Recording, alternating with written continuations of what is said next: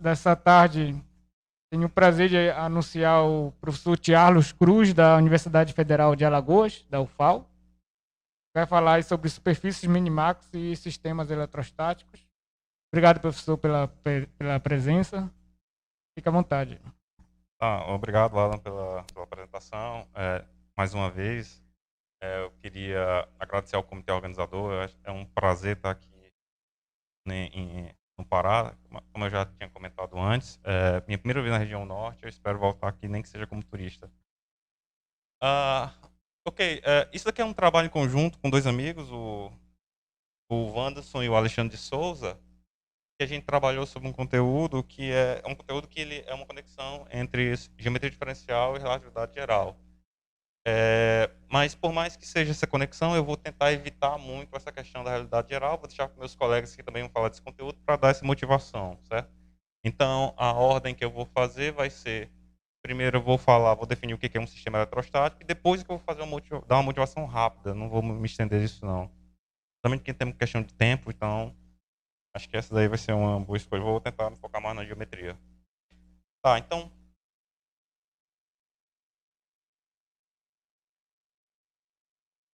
Então vamos lá. Primeira coisa que eu queria fazer, assim, tome uma variedade riemanniana orientada, uma métrica, um campo, que mais tarde a gente vai chamar de campo elétrico, e uma função não identicamente zero. Então, a gente diz que, na verdade, essa variedade métrica, campo, função, é um sistema eletrostático se satisfaz essas equações aqui, essas três equações, como a gente pode ver aqui, certo? Primeira, uma equação do Hessiano igual a essa segunda parte aqui, só vendo que isso daqui é uma constante, que a gente vai chamar de constante cosmológica, que é denotada como uma constante cosmológica. Essa função V, algumas vezes é chamada de função potencial. A gente vê que tem um segundo termo aqui, que diz respeito ao Laplaciano. E você tem duas condições no campo, que são condições que vêm da realidade geral, que é essa questão do divergente do campo C0 e o rotacional de V vezes o campo C0, tá? Então, ser um sistema eletrostático, basicamente é isso. Bom, já que a gente está falando de sistema eletrostático, eu acho que uma coisa que a gente pode fazer é tentar dar algum exemplo, tá? Então, vou tentar convencer vocês de que a gente conhece esse sistema eletrostático, que a gente conhece variedades que satisfazem essas equações. E o exemplo mais simples que eu quero dar para vocês é, por exemplo, o caso quando o campo elétrico é identicamente zero. Nesse caso, o exemplo que eu quero dar é a esfera euclidiana, a esfera canônica, certo? Por exemplo, se você tomar essa função como sendo a coordenada x4, tá? Vou colocar x4 porque a gente está restrito à dimensão 3, certo? Então, o que a gente tem? A gente tem que V é positivo aqui, B é negativo aqui, e aqui, justamente no equador, é justamente esse conjunto aqui. Mas, se você perceber, teoricamente a gente nem precisa definir essa variedade toda. A gente pode definir só metade dela, no caso, o hemisfério. Por quê? Porque a partir do hemisfério, se você dobrar ou refletir, você consegue a esfera inteira, certo? Então, nesse sentido, a gente vai trabalhar com variedades assim, o mínimo possível, em um certo sentido, tá? E você tem outras classes de exemplo. Por exemplo, esse é um exemplo quando a curvatura é positiva, a curvatura escalar é positiva, certo? E você tem outros exemplos, como, por exemplo, um exemplo que é o Schwarzschild de Sitter, tá? Que é uma variedade mais ou menos assim, certo? Desenho terrível, mas vamos lá. Esse Schwarzschild de Sitter é obtido da seguinte forma. Você tira esse ponto, aí você vai aumentando esse ponto e vai aumentando esse bordo e vai diminuindo esse bordo ao mesmo tempo. Então você tem mais ou menos as coisas assim. 0, 0. Aqui é uma V positiva. E o último exemplo é quando você chega num cilindro, tá? Então, esse daqui é o que é chamado de Sindinariae. Então, esse daqui é um exemplo de variedades que satisfazem essa equação quando o campo é identicamente zero. Só que você tem mais exemplos. Por exemplo, eu estou colocando aqui o caso onde a curvatura é possível, mas você pode ter variedades onde a curvatura é zero, como, por exemplo, o plano e a variedade de Schwarzschild, tá? Onde esse daqui é o level 7,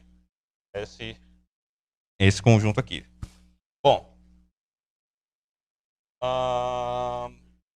certo. Então, eu vou deixar aqui guardado, depois provavelmente eu vou voltar para ele. Tá, então, esses são alguns exemplos de variedades, só que com campo identicamente zero. Campo identicamente zero. Tá.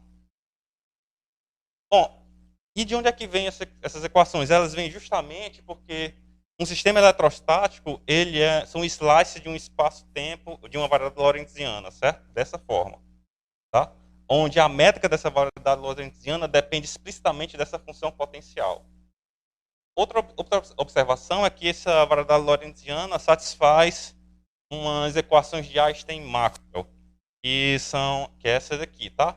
Você tem essa equação aqui, que é bem conhecida em relatividade geral, é igual a 8π vezes esse tensor aqui, que é o tensor energia-momento eletromagnético.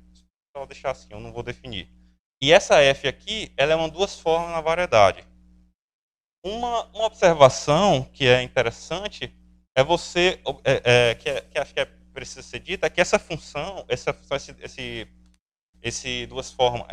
duas formas F, ela admite uma decomposição em termos do campo elétrico e um outro campo que a gente chama de campo magnético, certo?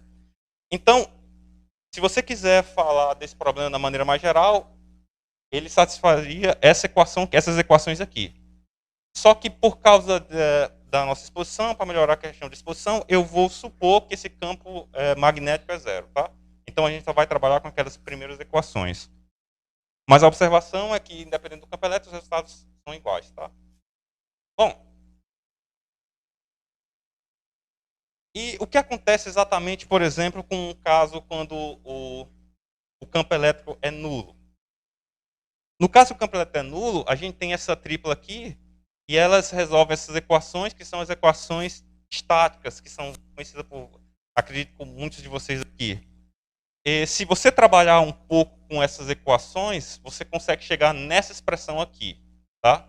Então, essas duas expressões são equivalentes a essa expressão, onde a curvatura escalar é um múltiplo da constante cosmológica. Uma observação é que, nesse caso aqui, essa expressão aqui, ela é basicamente a adjunta da linearização da curvatura escalar, ou seja, você pode ir numa pegada mais EDP, certo? Se você for nesse sentido.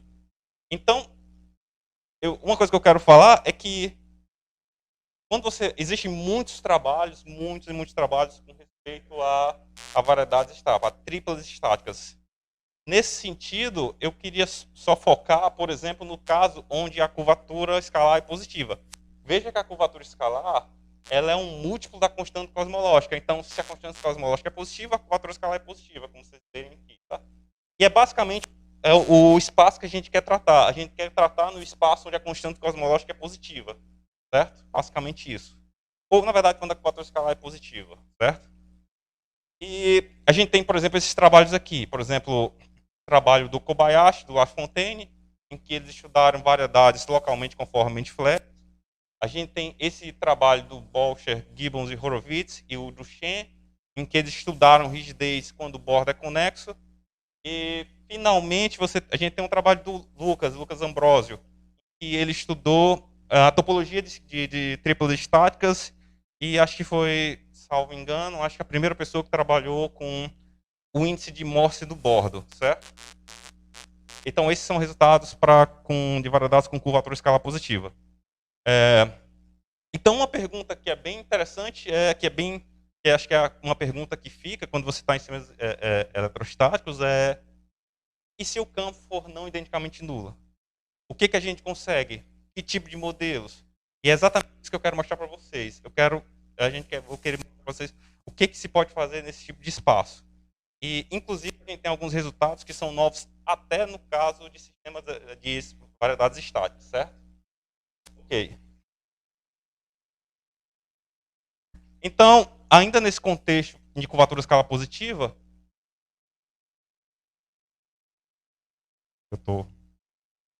o que a gente deseja fazer, a primeira coisa é mostrar os modelos, apresentar quem são os modelos, certo?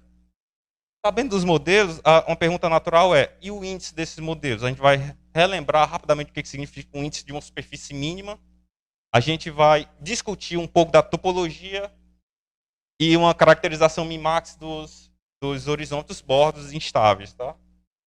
E, finalmente, pelo menos uma parte, não sei se vai dar tempo, eu vou começar a comentar sobre desigualdades de área e carga e rigidez, certo? Antes da gente chegar nos modelos, deixa eu falar só algumas propriedades gerais dessa equação. Se você pegar essa equação aqui, algumas coisas muito parecidas com variedades estáticas acontecem, porque a gente consegue mostrar que, valendo essa equação, e você tiver essa sigma, que é justamente a imagem inversa do zero, assim como você vê aqui nesses modelos aqui em cima, a curvatura escalar menos 2 vezes a norma desse campo é constante. Outra observação, assim como acontece mais ou menos nesses modelos, a gente vê que geralmente só satisfazer essa equação também garante que essa sigma é totalmente geodésica. Particular mínima, mas é bem mais forte, é totalmente geodésica. E, finalmente, uma observaçãozinha é que se o rotacional de V vezes o campo é igual a zero, o campo elétrico e a norma do gradiente eles são LDs, tá? Do bordo. Bordo não, em sigma. Sigma pode ser visto também como sendo bordo. Tá, então isso daqui acontece para todas as variedades, só para deixar bem claro, certo? Então vamos aqui apresentar os modelos. E os modelos são os seguintes.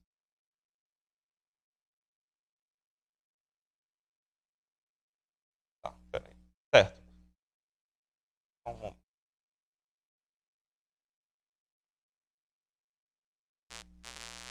Só um momento aqui que acho que deu um probleminha. Ah, certo. Tá. Os modelos eles são indexados por 3 parâmetros. Um primeiro parâmetro é essa constante cosmológica, o lambda. O segundo parâmetro é uma constante que é maior ou igual que zero, que a gente vai chamar de massa. E o terceiro parâmetro é esse Q, que é a carga. Uma observação é que a carga depende geralmente, nos modelos, a carga depende explicitamente de Q. Ou seja, se Q é zero, o campo é zero. Tá? Então, só para deixar isso. E a gente vai tratar de variedades que é um produto do intervalo com S2. E os modelos são os seguintes. Bom, deixa eu explicar mais ou menos o que é isso. A gente tem aqui, vocês estão vendo aqui, é um gráfico que depende da massa e da carga, certo? Nessa linha aqui, do M2 lambda, a gente tem espaços que não tem carga, que são exatamente os espaços que eu citei aqui, que é o de Sitter, o nosso hemisfério, o Schwarzschild de Sitter e esse cilindro, o Nariae. E quando ele tem carga, aí você tem outros espaços. Tá? Eu vou fazer aqui um desenho mais ou menos como é que são o desenho desses objetos. Tá? Então, o que acontece é mais ou menos assim. Você tem o hemisfério, certo? Você tem... Isso daqui é o Schwarzschild de Sitter. E aqui o nosso Nariae, certo? Aqui você tem... No meio você tem o Heisenberg de Sitter, e as variedades geralmente eles têm esse formato, tá? Um formato bem parecido com o Schwarzschild de Sitter, tá? Na verdade é um pouco, mas eu vou deixar do mesmo formato. Aqui eu vou ter um cilindro também, mas vai ser um cilindro com carga.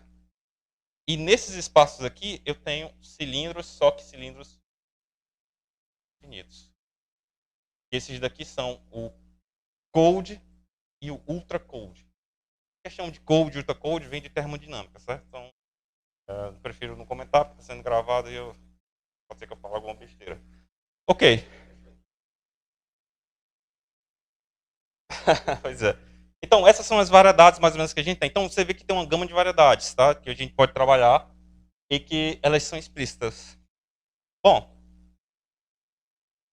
nesse sentido, você tem outros exemplos. Esse exemplo aqui é o seguinte. É um exemplo onde o campo é zero, que é exatamente você pegar o Nariae, certo? Você pega o cilindro, como vocês estão vendo ali, e você faz o quociente por involuções. São métricas estáticas também, ou seja, são sistemas eletrostáticos com campo nulo, tá? Então, isso daqui, quando você faz o quociente dessa variedade por essa involução, você encontra dois tipos de variedades. E, por exemplo, um RP2 quocientado, intervalo, tá? O RP2 é uma base, ou o seu modelo estático topologicamente é um RP3 menos uma bola, certo? Então, esses são alguns modelos que você tem sem carga. Bom, são variedades estáticas, ou seja, campo E igual a zero, certo? Bom, então vocês vejam que a gente tem esses modelos, mas é possível também obter modelos completos? E a resposta, sim. É só você lembrar, o que aconteceu com o hemisfério? A gente pode refletir e conseguir uma esfera. Então, é possível você fazer em outros tipos de variedades? Sim. O exemplo é no Heisenordre, que é o Heisenordre de Sitter, que é justamente você pega o bordo, a gente sabe que o bordo sempre é totalmente geodésico, então você pode fazer essa reflexão e você pode criar uma variedade completa, tá? Por ser totalmente geodésico, basicamente deveria ser um, mas você consegue verificar que essa colagem é suave, certo? Então você consegue também modelos completos, como por exemplo no Code, você só tem que colar uma vez, certo? Então você tem uma gama de exemplos. Olhando para essa figura, fica bem claro que você pode se perguntar sobre estabilidade dessas superfícies aqui. Por exemplo, essa superfície aqui tem a maior cara de ser estável. De fato, a gente vai ver que é. E essa superfície aqui, ela parece muito ser instável. É só vocês lembrarem, por exemplo, na esfera, você tem o equador que tem índice 1, é instável. Então faz bem sentido você perguntar sobre o índice dos modelos. Então, por exemplo, só para relembrar, só para a gente fazer essa discussão, o que é o índice? Tá? Primeira coisa é, pega uma superfície mínima fechada dos lados em uma deformação normal. Certo? Para essa deformação normal, a segunda variação ela é dada dessa forma aqui, tá? Ou seja, a segunda variação ela é igual a uma forma bilinear, tá? Só que essa forma, ela associada a essa forma B, você tem um operador que a gente chama de operador de Jacobi ou até operador de estabilidade. Vai depender mais ou menos vai depender muito da nomenclatura. Então, o índice significa o número negativo de autovalores do operador de Jacobi, certo? Nesse sentido, você tem outras definições. Por exemplo, uma sigma é dita ser estável se B de f é maior ou igual a zero para toda função. Para toda função contínua, exceto a função nula. Nesse caso, o índice é zero. E estritamente estável se, na verdade, em vez de maior ou igual a zero, é só positivo. E ela é instável se ela não for estável. Só isso, certo? Bom, então a gente tem o índice desses modelos. Então, faz sentido você perguntar. Então, você tem um seguinte. Então, só para a gente ver, vamos voltar aqui para o quadro, só dizer rapidinho. Por exemplo, o que a gente tem nos índices? Esse daqui é instável, estritamente estável. Todas essas análises podem ser feitas olhando o operador de Jacobi. Estritamente estável, instável, e todos esses daqui vão ter um bordo instável. Você pode ver dobrando, você pode tentar ver estável com respeito à dobragem, tá? Não concordo, certo? Bom, então você tem esses modelos, tá? Mas a pergunta que se faz e em relação a outros modelos? E se você só satisfizer aquela equação? Dá para você dizer se o bordo é instável? Então você tem essas perguntas que são absolutamente naturais. Vou passar aqui. Quantas componentes instáveis a gente vai ter? Veja que nesses modelos só temos uma, né? Será que tem mais Será que você tem alguma variedade eletrostática onde tem duas componentes de bordo instáveis? E se elas são esferas? É uma pergunta que é bem interessante. E a terceira pergunta, você pode dizer alguma coisa sobre o índice dela? Se é um, como na esfera? São perguntas que são relevantes. E a gente tem algumas das respostas, como por exemplo essa segunda aqui, acho que é uma das grandes contribuições do trabalho.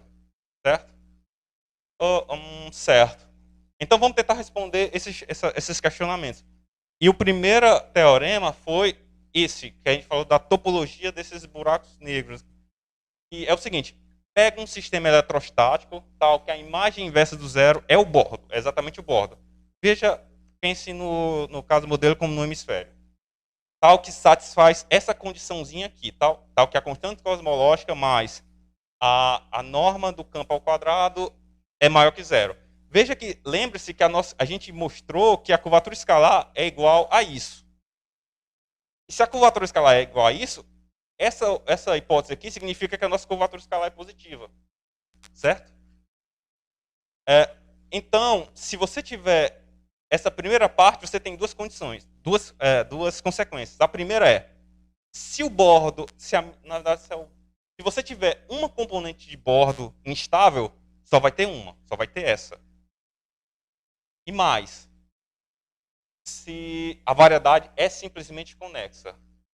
E a segunda coisa é que cada componente do bordo é difeomorfa a duas esferas. Se a nossa variedade fosse composta de bordos estáveis, isso seria basicamente a fórmula de estabilidade de Gauss-Bonnet. Mas não, isso aqui vale em geral. Sempre vai ser duas esferas, certo? Está se fazendo isso com curvatura escalar com essa condição aqui, que equivale a curvatura escalar positiva, tá? Bom, uma observação dessa prova que a gente teve que provar, para continuar o trabalho, é que esse resultado foi provado por caso estático quando o campo é zero. A gente teve uma dificuldade a mais, porque a prova do Lucas não passava para o nosso. Então, a gente teve que, na metade da prova, encontrar uma outra técnica para chegar. Então, em certo sentido, a da nossa chega na dele. Mas eu teria certeza que ele também teria chegado na mesma conclusão se ele tivesse seguido. Certo?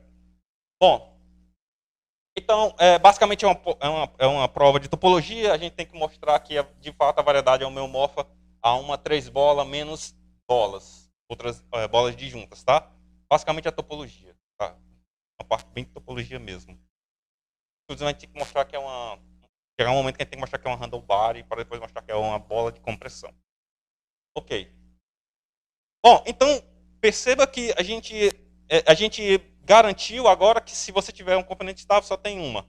E a pergunta que se dá é, e se for, por acaso, esse bordo que é instável tem índice 1, certo? Antes de começar de falar isso, eu quero falar um pouco sobre o invariante min-max, tá? Eu prometo ser eu não vou especificar tanto, eu prometo ser rápido. Tá. Primeira coisa é esse invariante min-max, que é o width of de esferas, tá? Do S3, tá? Que é basicamente o seguinte. Vou pegar só essa primeira parte aqui, tá? Você vai pegar uma esfera, tá? Vamos colocar essa esfera no espaço euclidiano. Então, o que tem? Você vai pegar os conjuntos de níveis que são dados pela função altura. Por exemplo, sigma t é justamente o x4 igual a t, tá? Certo? E o que você vai fazer? Você vai encontrar um conjunto que é basicamente imagem. Esse conjunto é basicamente a imagem por difeomorfismo, por uma família, um parâmetro de difeomorfismos que são isotópicos à identidade, tá? Então veja que esses conjuntos aqui eles podem ser o mais caótico possível.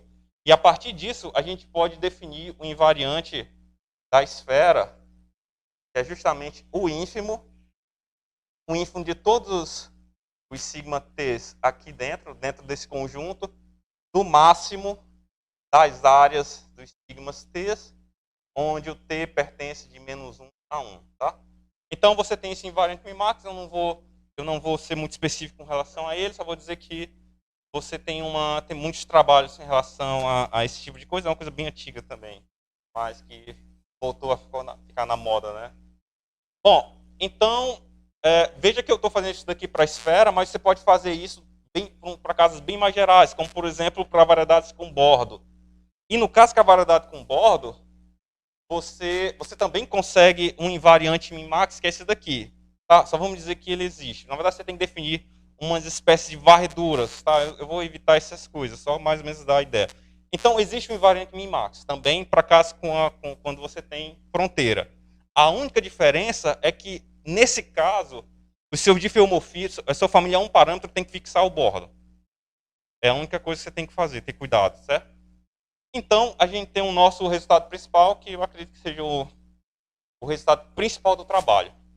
Eu não vou enunciar, eu vou desenhar. Eu vou desenhar mais ou menos o que é o enunciado desse trabalho, tá? Desse teorema. Que é o seguinte. Acho que eu vou fazer aqui.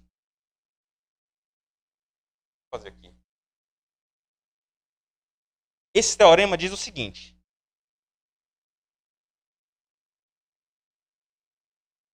O nosso teorema diz que pegue um sistema eletrostático, tá, certo? Tal que isso daqui é positivo, tá? Você tem uma variedade mais ou menos como esse desenho aqui, tá? Pode ter mais de uma componente de bordo, não tem problema. É um sistema eletrostático e você tem o seu sigma, que é justamente essa aqui no meio, tá? Seu sigma, que é a imagem inversa do zero. Esse bordo ou ele é vazio ou ele é estritamente estável. Conclusão, essa sigma, ela realiza o nosso invariante min-max, em particular, o índice dela é 1. Certo? Então, esse é o nosso resultado, tá? E ele também tem algumas coisas a mais, mas tem algumas observações que você pode fazer com ele, mas acho que isso daí é suficiente, tá? Então, esse é o resultado. O que eu vou fazer é mais ou menos dar uma ideia só no desenho da prova, tá? E a prova, mais ou menos, é o seguinte. Só uma ideia. Consegui passar. Né? Tá, primeira coisa você vai ver o seguinte. É possível você mostrar essa primeira coisa aqui, tá? É possível você mostrar que o nosso invariante é menor ou igual do que a área da esfera, tá? Isso é uma coisa bem técnica a se fazer. Só que, de sorte, a gente sabe, é possível a gente mostrar também que o nosso invariante ele é igual a esse somatório aqui, onde cada n que temos aqui é um inteiro positivo e cada sigma e infinito é uma esfera mínima mergulhada e todas são disjuntas. Uma observação crucial é que, nesse caso, pelo menos uma delas está no interior. Certo? Então, isso daqui acontece, você tem esferas mínimas disjuntas, uma está no interior. Só que aí, a gente consegue mostrar uma coisa que, basicamente é uma das coisas que a gente consegue tirar o resultado. A gente consegue mostrar que a nossa variedade aqui, ela não contém nenhuma superfície mínima fechada, mergulhada, o recobrimento duplo orientável é estável. Por que isso? Porque se você encontrar uma variedade que não contém nenhuma superfície desse jeito, acontece uma coisa parecida com a propriedade de Frankel. O que diz o teorema dele? Que se o Hit for positivo, duas superfícies fechadas sempre se intersectam. Se a variedade não contém nenhuma mínima mergulhada, cujo recobrimento duplo orientável é estável, também duas mínimas são obrigadas a se intersectar. Certo? Então, se elas são obrigadas a se intersectar, essas superfícies aqui que eram disjuntas, implica que só vai ter uma. Então, e mais, só vai ter uma e ela vai ter que ser obrigada a estar no interior, porque tem pelo menos uma no interior. Então, o que a gente tem é que essa desigualdade aqui acontece, tá? Essa desigualdade acontece por causa dessa aqui de cima. Então, para essa superfície atingir o nosso invariante, o que é preciso mostrar é que essa desigualdade entre sigma e sigma infinito acontece do lado contrário. E esse é um caso que você tem que analisar. Então, duas coisas acontecem. Não, então uma coisa acontece. A gente falou que duas mínimas são obrigadas a se intersectar, certo? Então, se você tiver uma sigma infinito, ela tem que intersectar a nossa totalmente geodésica, essa aqui em particular é mínima. O que significa que ela vai ter que tocar. Certo? Então, essa é a minha sigma 1 infinito. Tá? Então, você tem duas coisas a analisar. Você precisa, por exemplo, por exemplo, eu quero mostrar que vale a igualdade. Então, uma coisa é claro, se a nossa sigma de fato for a sigma infinito, nada a fazer. Mas existe o caso dela não for. Mas se ela não for, você tem duas coisas. Ou ela é transversal ou ela é tangente. De toda forma, em qualquer um dos casos, a gente consegue argumentar que a igualdade vale, certo? Independente do que aconteça. Eu uso tem que resolver umas séries usando o problema de Platô, basicamente, porque você tem a interseção, tá bom? Tá, então, o que a gente tem é que, primeira coisa, essa sigma atinge o nosso invariante min-max, e por algumas estimativas de Marx-Neves, a gente consegue garantir que ela tem índice exatamente igual a 1, certo? Então, a gente consegue, pelo menos, a gente consegue esse resultado, tá?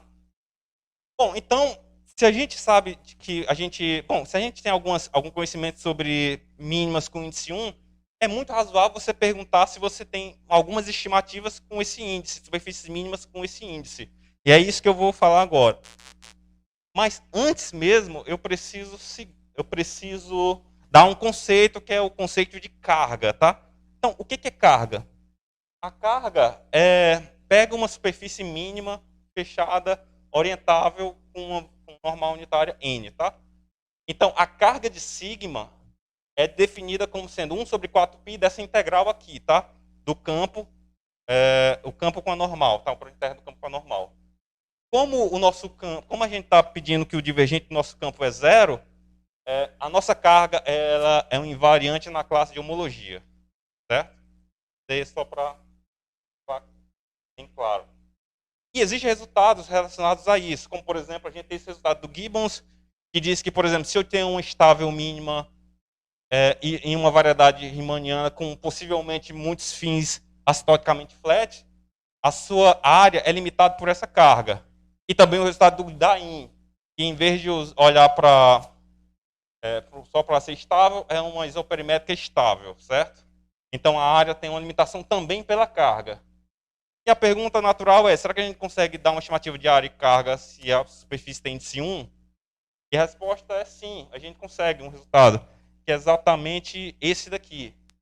E se a gente tiver uma variedade tal que satisfaz essa condição, que é a condição de energia dominante, e a nossa sigma é uma mínima orientável, fechada, de índice 1, então a gente tem essa estimativa de área e carga, tá? Aqui é o 11, né? Se vale igualdade em 11. Tá bom? Bom, eu não vou fazer a prova. Então tem uma igualdade. Se vale a igualdade, você tem algumas coisas, tá? Você ganha algumas coisas, como por exemplo a sigma totalmente geodésica e outras coisas mais. Eu não quero dar a prova, mas eu só quero dizer qual é o ponto da prova. A gente aqui só usa uma coisa chamada técnica de Hertz. Porque, se você for lembrar, estabilidade tem uma vantagem, porque a estabilidade vale para toda função, né? Para toda função suave. Então, você pode tomar, por exemplo, uma função constante. A função constante igual a 1, você vai ter as deformações paralelas. Nesse caso, não.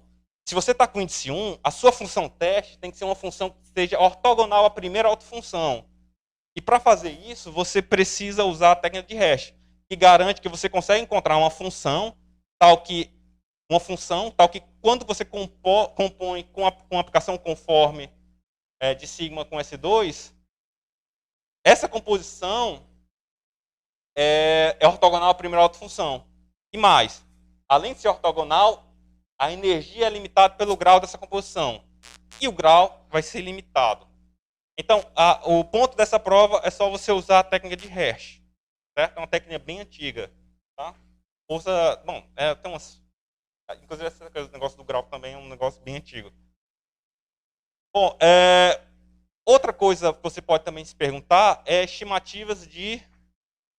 Você pode também perguntar de rigidez, por exemplo. E aqui eu lembro o trabalho do Bolcher, Gibbon, Horowitz e Shen, que eles mostraram que se você tiver uma tripla estática com bordo conexo, tá? E a curvatura escalar é igual a isso daqui, lembra? Você pode colocar, nesse caso, sempre vai ser uma constante, porque não tem campo elétrico. Então, sigma é uma das esferas e a área dela satisfaz essa desigualdade. E mais, e se a igualdade vale somente se essa variedade é um hemisfério. Isso acontece quando o bordo é conexo, tá? Bom, colocando ao lado desse resultado, eu quero colocar o resultado do Marx Neves, em que eles mostraram que se você pegar uma esfera que não tem mínimas estáveis, por exemplo, eu poderia enunciar isso daqui é uma esfera com hit positivo, que, por exemplo, hit positivo não tem estáveis, tá? Mas aqui eu estou usando uma coisa um pouco mais geral, uma variedade sem esferas mínimas estáveis, tal que a curvatura é limitada inferiormente. Então, existe uma esfera mínima de índice 1, tal que o nosso invariante que a gente definiu é menor ou igual do que essa constante. E se vale a igualdade, tem curvatura seccional constante. Certo? Bom, baseado nesses resultados, a gente pode criar a gente pode dar uma rigidez de sistemas eletrostáticos interessante, que é, por exemplo, essa daqui. Vou passar aqui. Pega um sistema eletrostático, certo? Tal que satisfaz essa condição que a gente viu que tem a ver com a curvatura escalar positiva. Então, o que eu posso falar sobre a imagem inversa do zero? Só lembrando, o que é uma variedade ser separável? Uma variedade ser separável, quando você pega, ela consegue dividir em dois pedaços disjuntos. Certo? Só para relembrar. Então, você tem algumas opções. Se sigma é estável e não separa, se ele é estável, separa, e se ele é instável. Se ele é estável e não separa, a variedade é isométrica a essas duas variedades aqui, tá? Essas métricas são exatamente as métricas que a gente definiu, tá? Principalmente essa daqui, acho que eu vou comentar depois. Se ela for estável e separa, então a esfera tem carga zero e você tem essa desigualdade. E se vale a igualdade, você tem que o campo é identicamente zero e a variedade é um quociente, isométrica a esse quociente. E o terceiro é que se ela for instável, você tem que ela separa, tem carga zero, tem índice 1 e vale uma estimativa de área. Vale a igualdade. Então, curvatura seccional constante. A prova disso daqui, eu vou só fazer o desenho de novo, tá? A prova disso daqui, eu só vou fazer um desenho de novo. Deixa eu ver se eu consigo apagar aqui. Bom, eu vou fazer o primeiro caso de ser instável. Tá? Vou fazer o primeiro caso de ser instável, que é mais fácil de desenhar. É o seguinte, suponha que ela é instável, tá? E assuma que ela não separa. Ou seja, basicamente você tem um desenho parecido com esse. Se ela não separa, você pode abrir um pouquinho e ter essa variedade. Mas nesse caso, você vai ter um sistema eletrostático com dois bordos instáveis. Não é? A gente sabe que se tiver um instável, só tem um. Então isso não pode acontecer. Então ela tem que separar. Então uma coisa que pode acontecer é isso. Ela tem que separar em dois pedaços. Mas aí a gente usa de novo o nosso resultado, que a gente sabe que ela vai ser simplesmente conexo a cada pedaço. Ou seja, a verdade inteira vai ser homeomorfa a um S3. E o fato dela ser homeomorfa ao S3, o fato dela ser homeomorfa ao S3 e divergente ser zero, você vai ter que a carga vai ser zero, tá? E mais, usando, você sabe pelos nossos resultados e os dos resultados do Marx Neves, ela vai atingir o nosso invariante e a área vai ser limitada dessa forma. E se valer a igualdade, a gente tem um resultado do Marx Neves, tá? E o caso de estabilidade é o seguinte, rapidinho também, a gente usa outra técnica, a gente usa um fluxo geométrico. Esse fluxo geométrico é um fluxo especial. Geralmente, quando você pega um fluxo geométrico, você vai pegar uma função potencial, você vai pegar uma função da deformação. A sua função vai ser o potencial estático, ou seja, você fazer uma deformação normal, onde o potencial estático é a função da sua deformação. E essa deformação, ela tem uma propriedade especial, que é o seguinte: a área de cada, você tem a função AT igual a sigma t, é monótona não crescente. Certo? Então, essa é a propriedade especial. Bom, então a gente, ficando isso em mente, a gente vai fazer a prova. Suponha, por exemplo, que a nossa variedade, a nossa superfície é estável e não separa, ou seja, acontece uma coisa como essa. Se ela é estável e não separa, esse sigma, a classe de homologia desse sigma é não trivial, então você pode minimizar a área na classe de homologia e encontrar um estável. Mas aí você aplica o nosso fluxo geométrico para essa minimizante. O fluxo justamente com função potencial V. Então, por um lado, ela minimiza a área, e por outro lado, essa sigma é máximo de área, pelo nosso fluxo aqui. Então o que a gente tem? Que esse fluxo ele é começa como sendo um cilindrozinho, tá? E aí a gente consegue jogar para dois lados. Ou ele vai ser o S1 cartesiano S2, ou vai ser a soma conexa de RP3, porque em algum momento ela pode parar em 2 RP2, certo? Ok. E o outro caso é o que acontece se ela separa. Mas se ela separar, a gente vai ver que, de fato, a carga também vai ser zero, e a gente pode usar aqueles métodos standard do Bray e Brandon Neves de cilindros. Toma a função 1 e por aí vai. Então, é um argumento padrão também. Então, você consegue dizer que ela é isométrica ao cilindro. Tá bom? Então, é mais ou menos essa a ideia da prova. Ok. Beleza, estão com tempo? 2 minutos. Deixa eu só comentar uma coisa que a gente fez. Geralmente, quando você vai fazer esse tipo de estimativa, você usa uma forma divergente. Tenta escrever o objeto como uma forma divergente, ou tenta usar aquela fórmula de Porozaev-Shen. E o que foi que a gente fez?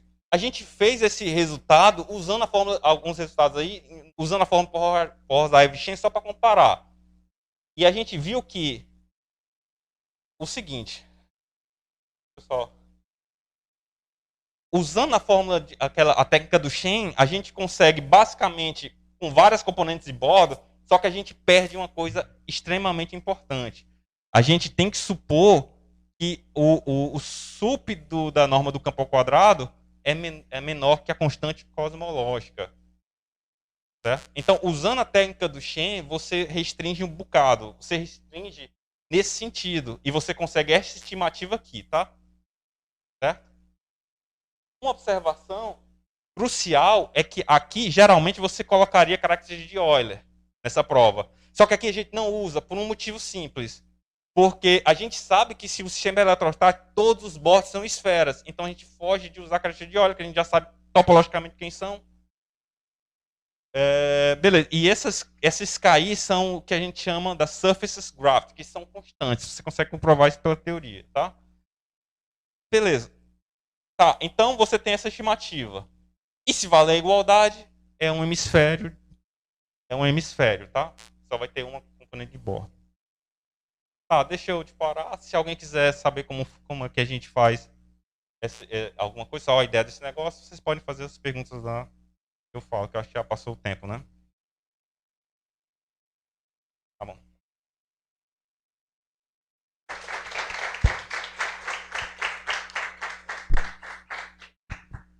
Perguntas ou comentários para o professor Charles?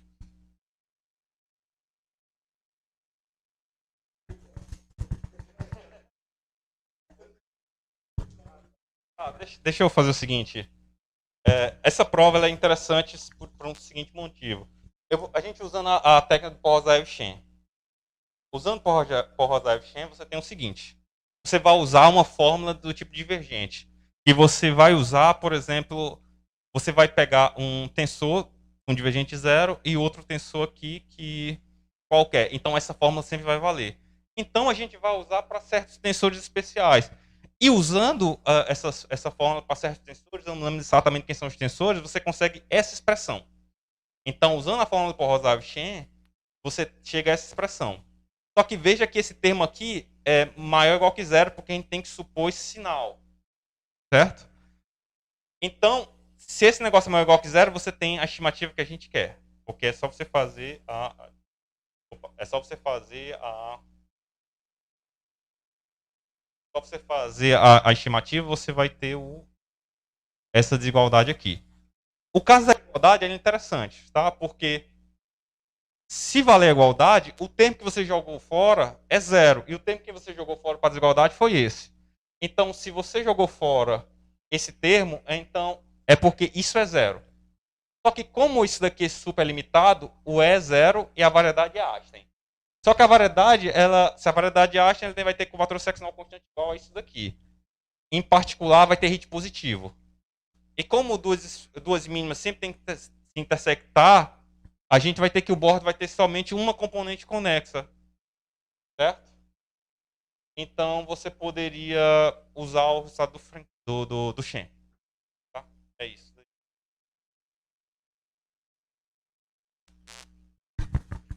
Ô, Charles, esse último teorema que você estava falando aí, Foi. você fez uma fórmula divergente igual nesse artigo do Shen de 97. Foi. E você não podia integrar e pedir assintoticamente plano? Precisa ser compacto mesmo? Precisa ser compacto porque você usa o teorema da divergência, mas você poderia usar porque o teorema da divergência ela funciona, vai depender da integração, né? Então só se você fizesse um decaimento para integrar, sim. Normalmente eles pedem condições assintóticas, né? Nesses artigos. Sim. Se você pedir condições assintóticas, provavelmente você tem algum resultado nessa linha.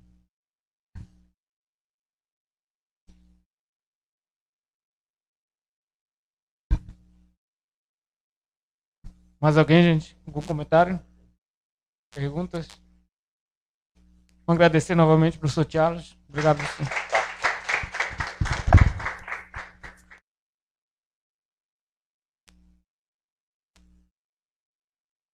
5 minutinhos para iniciar a próxima palestra, tá, gente?